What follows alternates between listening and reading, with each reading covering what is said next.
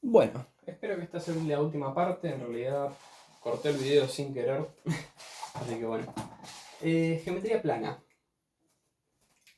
Es bastante sorprendente, como les decía en el primer video, que a pesar de que geometría plana se estudia hace años, o sea, hace años, hace más de 1000 años que se estudiaba en esa época, porque se estudia desde los 600 a.C. más o menos, y Euler es del 1700. Entonces ya pasaron como casi 2000 años desde que se empezó a investigar en geometría plana. Y es sorprendente que Euler descubrió algo tan básico que había pasado desapercibido hasta el momento. Entonces voy a hablar de eso. Varias cosas descubrió geometría plana, sorprendentemente. Bueno, entonces, fíjense, acá tengo tres cosas: punto medio, 90 grados, punto puesto. Y acá tengo tres nombres raros: circuncentro, ortocentro y centroide. Estos son puntos que uno le asocia a un triángulo. Vos tenés un triángulo. El circuncentro es un punto asociado a este triángulo. El ortocentro es otro punto asociado al triángulo. Y el centroide es otro punto. Lo que probó Euler es que esos tres puntos van a estar alineados siempre. Entonces quiero hablarles un poquito de qué significan estos tres puntos. Voy a usar GeoGebra ahora en un ratito. Pero bueno, empecemos con el circuncentro. Para calcular el circuncentro lo que tenés que hacer es: agarrás un segmento. Vamos a ver estas dos cosas: punto medio y 90 grados. Agarrás uno de los segmentos del triángulo y te vas a la mitad. Te parás en la mitad. Y dibujas una línea de 90 grados. O sea, 90 grados respecto a donde estás parado, digamos. Al segmento donde estás parado. Haces 90 grados y vas para allá. Me salió horrible porque estoy haciendo a mano. Bueno, haces lo mismo con los otros tres. Agarras este segmento, te paras en el medio y te vas 90 grados para arriba. Y haces lo mismo con este. Te paras en el medio y vas 90 grados para arriba. Todo esto con 90 grados. Estas tres rectas sorprendentemente se van a chocar en un solo punto. Y este punto se llama circuncentro. Ahora les voy a hacer un ejemplo con GeoGebra, pero bueno. Ortocentro. Ortocentro vamos a usar estas dos cosas: punto puesto y 90 grados. Es decir, vamos a agarrar un segmento y lo que vamos a hacer es trazar una recta que sea perpendicular, o sea que sea de 90 grados, y que pase por este punto. Entonces lo que uno haría es agarrar la escuadra, hacer una paralela que pase por este punto. Entonces, me quedó horrible esto. Una perpendicular, mejor dicho, quise decir, que pase por este punto. Y hacemos lo mismo con los otros. Agarramos este segmento y vamos a trazar una recta perpendicular que pase por el punto opuesto. Y hacemos por último con este. Una recta que pase por este punto y sea perpendicular a este. Va a pasar lo mismo. Estas tres rectas se van a unir en un solo punto que se llama ortocentro. Por último, el centroide va a usar los otros dos que me quedan: punto medio y punto opuesto. Voy a agarrar un triángulo cualquiera y lo que voy a hacer es agarrar un segmento, voy a agarrar el punto medio y lo voy a unir con el punto opuesto. Ponele que es un segmento. Voy del triángulo al otro segmento, trazo un punto en el medio y lo uno con el otro segmento. Y acá hago lo mismo. Voy al punto medio y lo uno con el otro segmento. Nuevamente, esto ponele que se unen ahí. Nuevamente los tres puntos, las tres rectas se van a unir en un único punto que se llama el centroide. Entonces acá tenemos el circuncentro, el ortocentro y el centroide. Lo que descubrió Euler es que esos tres puntos siempre, sin importar cuál sea el triángulo, esos tres puntos van a estar alineados. Y lo voy a mostrar ahora con GeoGebra. Bueno, acá tengo un triángulo al azar y los puntitos negros son los puntos medios. Fíjense que yo podría mover estos segmentos y me va a seguir marcando los puntos medios. Entonces tengo un triángulo al azar. Vamos a tirar este de acá, qué sé yo. Uno bien deforme. O no, este. Vamos así. Tiene 90 grados, no me gusta. Ahí va, listo. Entonces empecemos a calcular todos. Por ejemplo, circuncentro. Circuncentro lo que tengo que hacer es mitad y 90 grados. Entonces, lo que voy a hacer es trazar una recta perpendicular, ¿dónde estás? Acá, que pase por el punto medio. Uy, no, pará, me está saliendo mal. Vámonos. Perpendicular a esta y que pase por el punto medio. Perpendicular a esta y que pase por el punto medio. Perpendicular a esta y que pase por el punto medio. Fíjense cómo las tres rectas se unen en un solo punto, este de acá, que lo vamos a llamar circuncentro. Voy a dejar el punto y voy a borrar las líneas. Objeto visible, objeto visible, objeto visible. Este es el circuncentro. Entonces ahora hagamos el ortocentro. Ortocentro es punto opuesto 90 grados. Entonces agarramos este lado y vamos a trazar una línea que sea de 90 grados, o sea, perpendicular a esta, y pase por el punto opuesto, o sea, esta. Después una línea que sea perpendicular a esta y pase por el punto opuesto, y después una línea que sea perpendicular a esta y pase por el punto opuesto, que es este de acá. Sí, como dice un triángulo feo, las cosas van a dar medio feo. Y ahí tenemos nuestro punto, nuestro... ¿cómo se llama esto? Ortocentro. Entonces ahí tenemos el ortocentro. Voy a borrar las líneas. Y voy a dejar puesto el ortocentro. Etiqueta visible. No, etiqueta visible no. Listo, objeto visible. Objeto visible. Objeto visible. Nos falta el centroide. Pero fíjense que si yo muevo el triángulo se me mueven los puntos. O sea, como que tengo... No, está bueno. Y vamos a hacer el centroide. Centroide es mitad más punto opuesto. O sea, una recta que pase por el punto medio y el punto opuesto. El punto medio y el punto opuesto, el punto medio y el punto opuesto. Y esas tres rectas se unen en un solo punto, que este es el centroide. Voy a sacar las rectas. No, esto no. Vamos de nuevo. Objeto visible no. Objeto visible no. Objeto visible no. Bien, y acá tenemos nuestros tres puntos. Centroide, ortocentro y... No, este era el centroide, perdón. Este era el circuncentro. Y lo que dice Euler, lo que se dio cuenta Euler, es que estos tres puntos siempre están alineados. Fíjense, voy a unir estos dos y fíjense cómo el tercero también va a estar alineado. Y no depende del triángulo, tipo... Uy. Paren. Bueno, allá. Si yo muevo el triángulo, esos tres puntos siguen siempre alineados. Es como bastante mágico. Y es raro que nunca nadie se había dado cuenta de eso. G y H son los tres centros y fíjense cómo muevo esto y me quedan alineados. Bien, seguimos con más descubrimientos de Euler en geometría plana. Acá lo que dibujé es un cuadrilátero cualquiera. Un cuadrilátero es unir cuatro segmentos, básicamente. Un segmento, otro segmento, otro segmento, otro segmento, como se les dé la gana.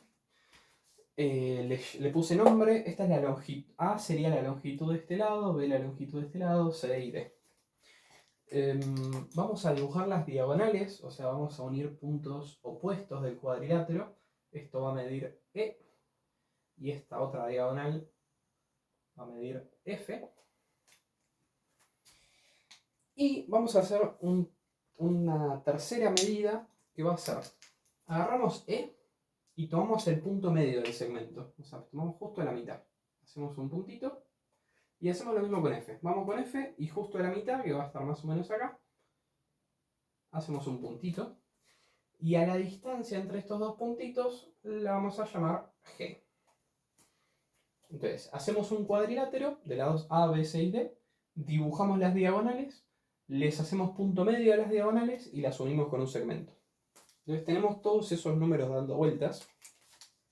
Y Euler se dio cuenta que estos números siempre van a estar relacionados por esta ecuación. A al cuadrado, la suma de los lados al cuadrado, A cuadrado más B cuadrado más C cuadrado más D cuadrado, va a ser igual a la suma de los cuadrados de las diagonales e al cuadrado más f al cuadrado, esta es una f, más 4 veces g al cuadrado. Esta es la fórmula de la que se dio cuenta Euler. Que en un cuadrilátero siempre estas cantidades van a estar relacionadas por esta ecuación. No mucho más de geometría plana, capaz que hice otras cosas seguramente, pero ya quiero moverme a la parte de teoría de números. Esto está bien, listo. Vamos a la parte de teoría de números. Bueno. Teoría de números, como les he dicho, es todo lo que tiene que ver con números enteros, números primos, qué sé yo. Los de la charla anterior de Carl y Fermat supuestamente hablaron en un momento de el último teorema de Fermat, que lo que planteaba es que no existe solución entera a esta ecuación para n mayor que 2. O sea, por ejemplo, pongámosle n igual a 3. Lo que nos dice el último teorema de Fermat, que Fermat no lo demostró, es que nunca vas a poder encontrar números enteros, x y z, que satisfagan esta ecuación. O sea, nunca vas a poder encontrar tres números enteros tales que 1 elevado al cubo más otro elevado al cubo de el tercero elevado al cubo. Fíjense, si le pedimos cuadrados, cambia la historia. Acá sí podemos encontrar números enteros x y z que satisfagan esto. Por ejemplo, 3 al cuadrado más 4 al cuadrado es igual a 5 al cuadrado. Si hacen la cuenta, esto da 25 y esto da 25. Entonces, esta ecuación sí tiene solución entera, o sea, tenemos números enteros que satisfacen esto, pero esta, según Fermat, no. Y esta de acá, x a la cuarta más y a la cuarta igual a z a la cuarta, según Fermat, tampoco. Y esta tampoco, y nada. Esta en general, para cualquier número que vos le pongas a la potencia mayor a 2, nunca vas a tener solución para tu ecuación. Eso es lo que decía Fermat. Nunca lo probó, pero decía que pasa eso. Euler probó esto, probó este caso. Lo que demostró es que nunca vas a poder encontrar números enteros x y z que satisfagan esta ecuación. Lo que dice Fermat es mucho más fuerte. Fermat dice que vale lo mismo para cualquier potencia que vos pongas. Bueno, qué sé yo. Euler probó un caso, que es un montón, la verdad, comparado a Fermat, que Fermat no probó ninguno. Y nada, es este problema que habían dicho los chicos que tardaron como 300 años en resolverlo. Hasta hace muy poquito, en 1990 creo que fue que lo demostraron que tenía razón Fermat. En fin, basta de esto. Esto sería el último teorema de Fermat. Probó un caso particular del último teorema de Fermat. Otra cosa bastante interesante que probó tiene que ver con los números perfectos. Números perfectos. Un número decimos que es perfecto cuando la suma de los divisores de ese número da a sí mismo. Por ejemplo, 6. ¿Cuáles son los divisores de 6? 1, 2, 3. El 6 no lo contamos. El 6 lo omitimos. ¿Y qué pasa si lo sumamos? ¿Cuánto da 1 más 2 más 3? 6. Entonces, por eso decimos que es un número perfecto. La suma de sus divisores da a sí mismo. Tengo otro ejemplo, 28. 28, que es 2 al cuadrado por 7. Se factorizan primos de esta manera.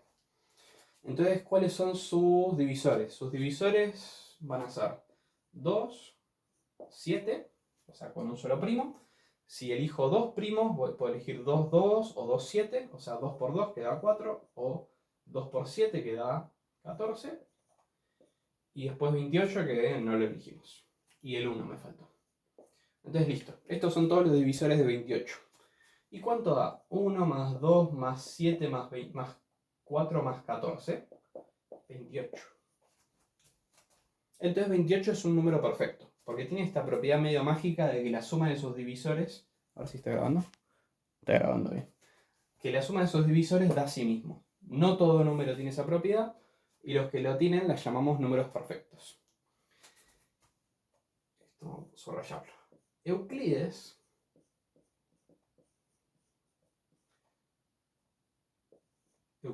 de los griegos, o sea, viejísimo, creo que año 200 habrá sido, o antes, no sé, no me acuerdo qué año era Euclides. Pero lo que probó Euclides es que si tu número... Perdón, o sea, lo que voy a decir es el teorema de Euclides-Euler. Una parte la probó Euclides, otra parte la probó Euler. Lo que dice el teorema es que un número n va a ser perfecto, n par es perfecto sí y solo sí, o sea, es una condición necesaria y suficiente. O sea, esto va a pasar únicamente cuando tu número se factorice como 2 a algo por otro número primo que sea 2 a la p más 1 menos 1. O sea, tu número va a ser perfecto únicamente si se factoriza como dos primos, uno de ellos es 2 y otro es q elevado a la 1. O sea, dos números primos, 2 elevado a la algo por q elevado a la 1. Q es otro número primo. De manera tal que el número primo que te quedó suelto sea 2 a la p más 1 menos 1. Entonces, por ejemplo, acá, el 6. El 6 se factoriza como 2 por 3. Entonces, como dijimos, acá 2 a la 1 por 3 a la 1. O sea, p sería 2, p sería 1 y q sería 3. Y fíjense que 3, voy a hacer un espacio acá, 3 es 2 al cuadrado menos 1. O sea, 2 a la p más 1 menos 1.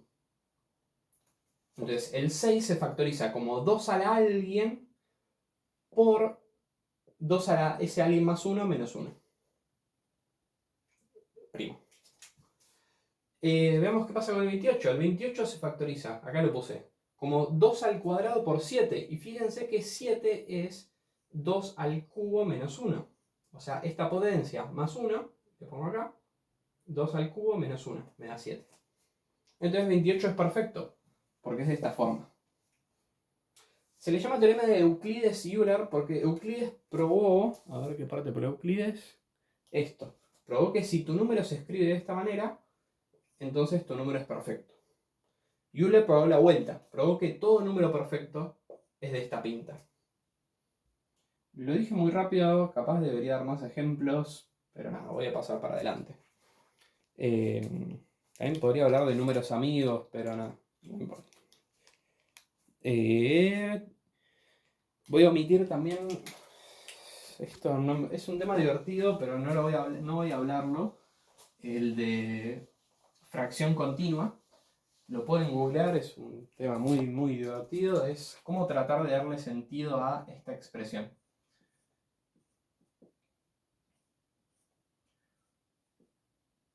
Esta expresión infinita.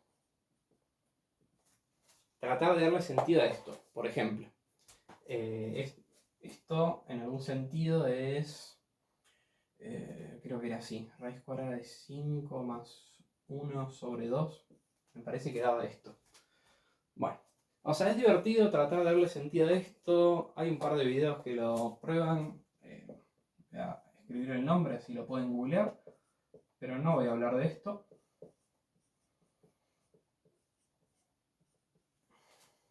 Lo último que quiero comentar de Euler es... Voy a borrar. Es el tema de ecuaciones diferenciales. O sea, hablé esto de que Euler usaba algo que se llaman ecuaciones diferenciales para modelar cosas de la realidad. Voy a escribir acá, ecuaciones diferenciales.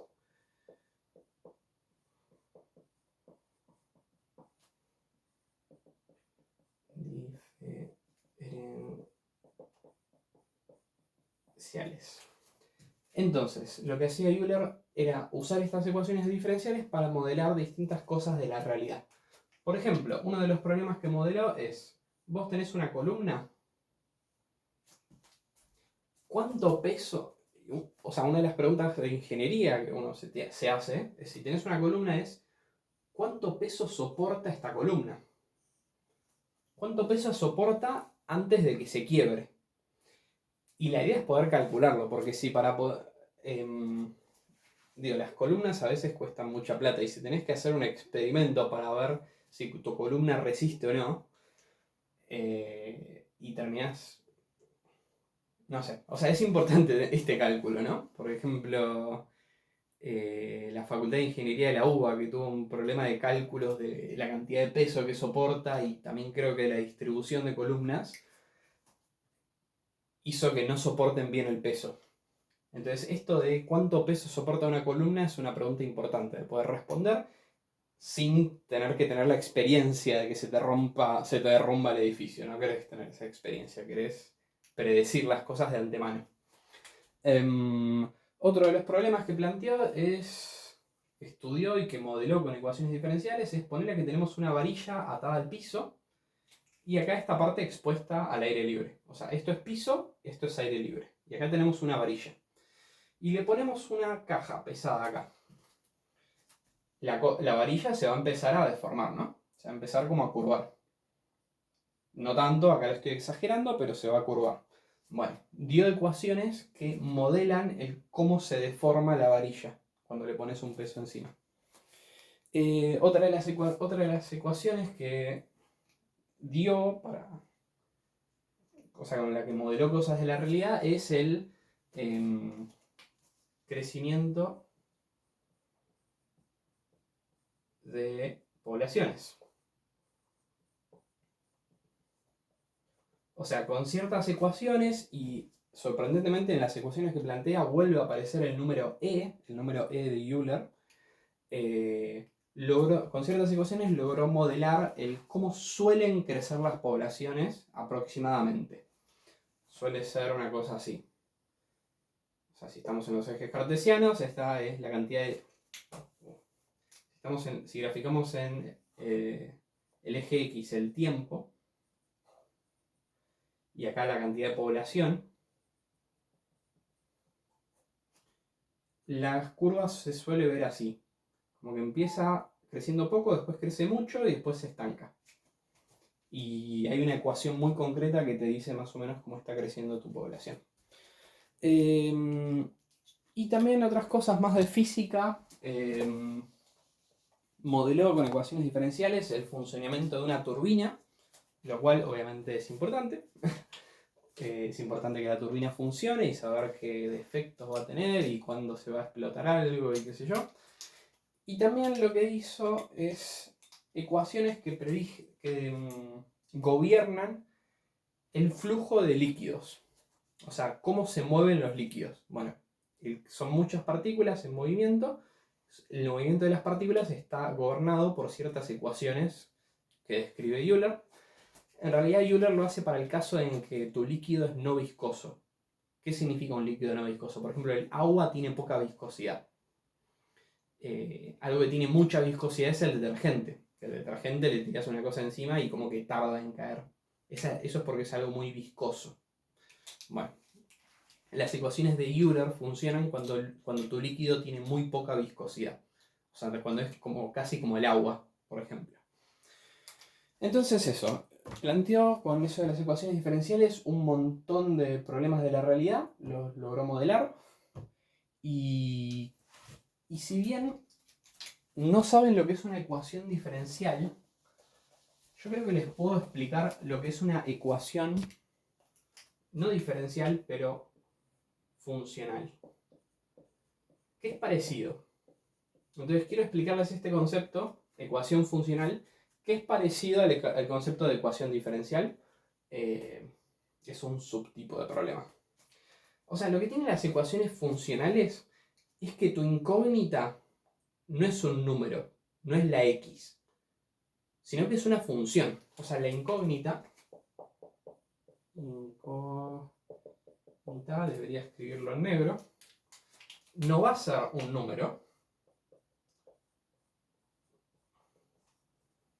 o sea, en general cuando tenemos una ecuación, nuestra incógnita era un número que lo llamábamos x.